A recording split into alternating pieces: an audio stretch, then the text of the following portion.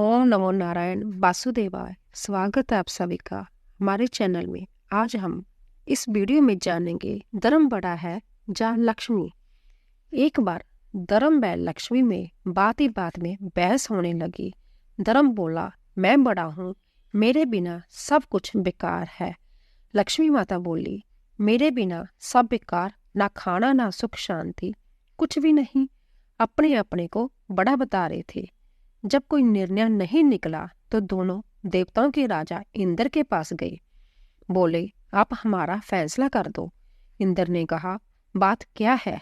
धर्म बोले, मैं बड़ा हूँ। लक्ष्मी माता बोली, मैं बड़ी हूँ। अब आप फैसला करो, कौन बड़ा है? इंद्र बड़े परेशान।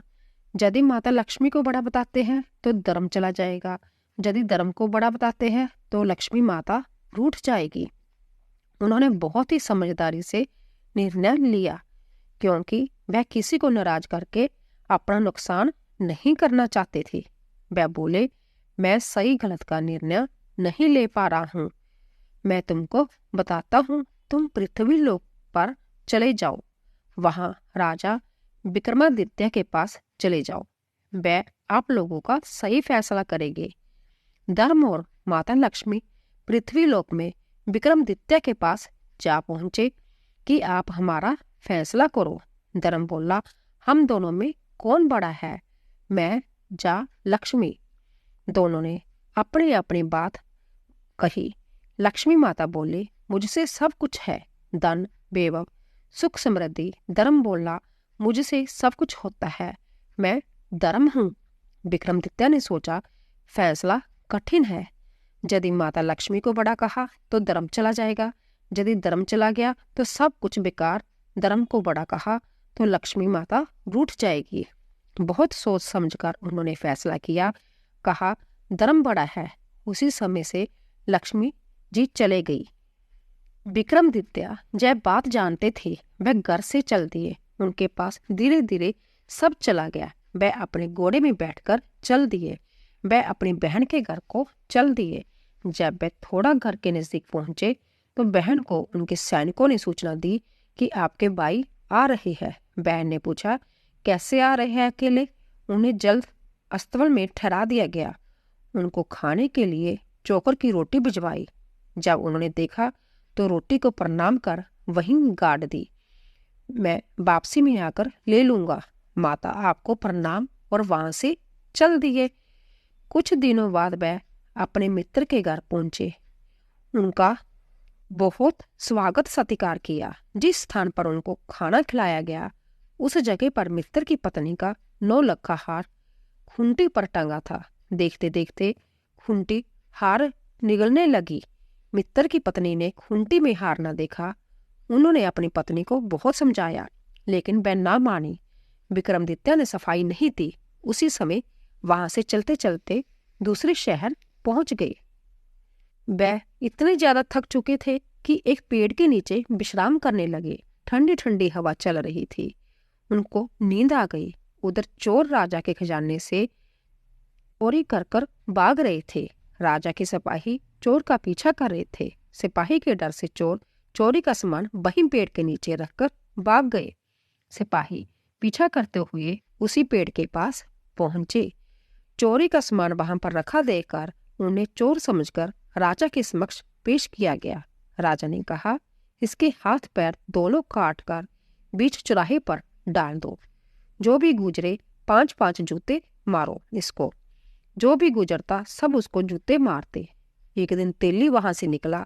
उसने कहा, भाई मुझे थोड़ा तेल दे दो, मुझे मक्खी काट रही है। तेल लगा तो तेली बोला, मैंने जूते नहीं मारे, जे क्या कम बात नहीं?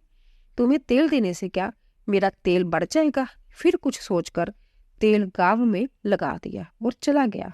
उस दिन खूब बिक्री हुई। तेल ज्यों का त्यों बना रहा। वह बहुत खुश हुआ। घर आने पर पत्नी बोली, आज बहुत ज्यादा खुश हो, क्या बात है? उसने सारी बात बताई। उसने कहा, अपने बच्चे नहीं है, उसे हम घर ले आएंगे, उसकी सेवा करेंगे। तेली फौरन राजा के पास गया और कहा, राजा मेरे संतान नहीं है, हम उसको घर ले जाना चाहते हैं। राजा को उसकी कोई जरूरत नहीं थी। उन्होंने कहा, ले जाओ। तेली उसको अपने घर ले आया। अपने बच्चों की तरह प्यार करता वह सेवा करने लगा। उनके दिन अच्छे से गुजरने लगे। राजा की एक बेटी थी, वह बहुत ही बुद्धिमता थी। वह रात में सबके सो जाने पर दीपक राग गाती, दीप प्रज्वलित करती, फिर बुझा देती, लेकिन थोड़ी सी देर में दीपक जल उठते। वह सोचती, यह कैसे हो गया। दूसरे दिन राजकुमारी ने दीपक जलाए, कुछ समय के बाद बुझा दिया, लेकिन कुछ समय पश्चात फिर जल उठे। उसने सोचा, यहाँ कहीं विक्रमादित्य है, क्योंकि उनके सिवा दीपक राग कोई नहीं जानता। दूसरे दिन राजकुमारी ने राजा से कहा, पिताजी, मुझे 100 गड़े तेल चाहिए। राजा ने तेली के घर सूचना भेजी। तेली परेशान हो गया। एक दिन में 100 गड़े तेल नामुमकिन है। विक्रमादित्य बोले, हो जाएगा, परेशान ना हो, मैं कर लूंगा। बेटा, तुम कैसे, आप लोग आराम से सोए, सब हो जाएगा। दूसरे दिन सुबह तेली हैरान रह गया, क्योंकि 100 गड़े तेल रखा था। राजकुमारी बोली, पिताश्री, सब जगह मेरे स्वयंवर की सूचना भिजवा दीजिए। राजा ने वैसा ही किया। विक्रमादित्य ने कहा, मुझे भी जाना है। तेली बोला, बेटा, कैसे जा सकते हो, राजा बहुत नाराज होगा। जब विक्रमादित्य नहीं माने, तब तेली ने तेल भिजवाने के बाद तैयार कर उसको वहां ले जाकर बिठा दिया। राजकुमारी माला लेकर सब जगह देखती हुई घूमती वहीं पहुंच गई। सब लोग बोले, राजकुमारी की तबीयत खराब है। उसको पानी पिलाया गया, फिर माला दी गई। वह दोबारा घूमती घूमती वही जा पहुंची, फिर माला उन्हीं के डाल दी। सब लोग बोले, जय जानबूझकर ऐसा कर रही है। उसकी बापी व बाबी और भैया बोले, बेच दो। वह खुशी खुशी उनके घर चली गई। तेली सोचे, जब मेरे घर कैसे रहेगी, लेकिन वह उनके घर आराम से रहने लगी। एक दिन विक्रमादित्य ने कहा, अपने घर जाओ, उनसे कहना मेरे पति को हिरण का मांस खाना है। वह अपने पति को इनकार ना कर सकी। बाबियों से बोली, मुझे हिरण के मांस खाने की इच्छा है। बाबियां बोली, किसी अच्छे आदमी से शादी करनी थी। बगैर कुछ बोले वह वहां से चली आई। जो वहां हुआ वह सब कुछ क्या सुनाया। फिर वहां जाओ, अब की बार मेरा घोड़ा व तलवार ले जाओ, साथ में मेरा रुमाल ले जाओ। अगर परेशान करे तो रुमाल दिखा देना, आ जाएंगे। राजकुमारी फिर अपने मायके गई, फिर आ गई। मैं आज हिरण का मांस लेने नहीं आई, मैं उनका घोड़ा व तलवार लेने आई हूँ। राजकुमारी अपने घर पहुंच गई। उनकी बाबियां बोली, ले जाओ तलवार व घोड़ा। बाबियों ने सोचा, इतना खराब घोड़ा है, हमें क्या फायदा। जब राजकुमारी घोड़ा व तलवार लेने पहुंची, घोड़ा मारने व तलवार काटने को बढ़ी। उसे याद आया कि आते समय रुमाल दिया था। दिखाने के लिए तुरंत रुमाल दिखा दिया। वह शांत हो गई। वह उन्हें लेकर वापस लौट आई। दूसरे दिन सुबह विक्रमादित्य ने कहा, मुझे शिकार पर जाना है। वह घोड़े के पास पहुंचे, उसमें बैठने की कोशिश करने लगे। यह देख राजकुमारी के आंखों में आंसू आ गए। उसने मुंह दूसरी तरफ कर लिया। राजकुमारी के आंसू देख लिए थे, इसलिए घोड़ा दौड़ाते हुए वहां से निकल गए। वहां हिरण, शेर व अनेक जानवरों का शिकार किया। उनकी पूंछ व कान काट लिए और वहीं छोड़ दिया।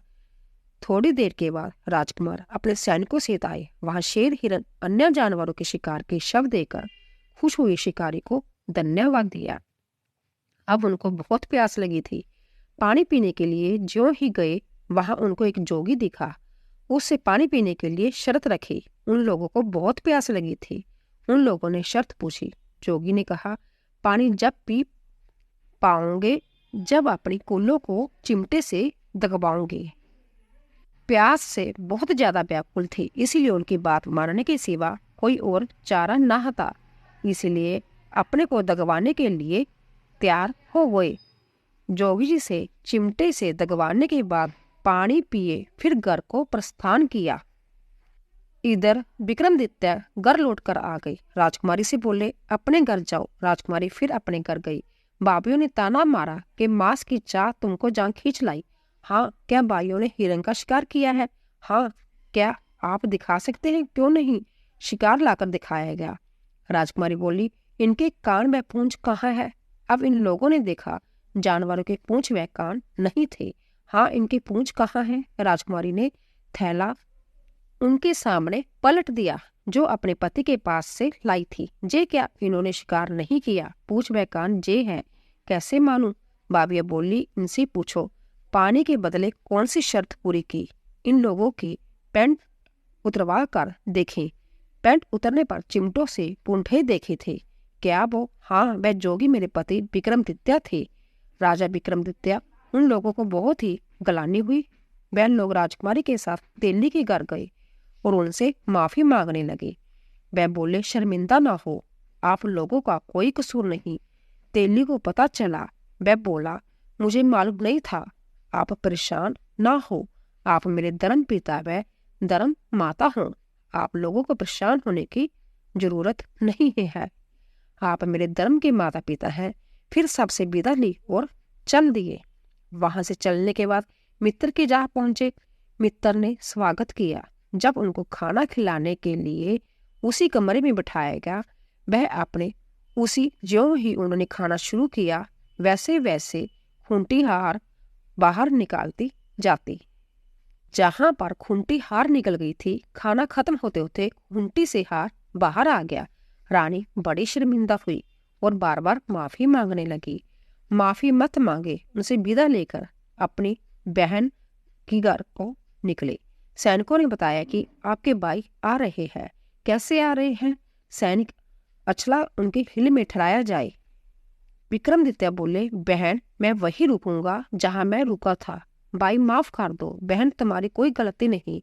ज्यों ही धरती से निकाली, लक्ष्मी माँ प्रकट हो गई और आशीर्वाद दिया कि सदैव खुश रहो, तुम्हारी जीत हुई। उनके आशीर्वाद देते ही राजा विक्रमादित्य के हाथ व पैर सही हो गए और धर्म की विजय हुई। बोलो धर्म की जय। तो दोस्तों, अगर आपको हमारी कथा पसंद आई हो, प्लीज़ सब्सक्राइब कीजिए, लाइक कीजिए और शेयर कीजिए। आप सभी का धन्यवाद।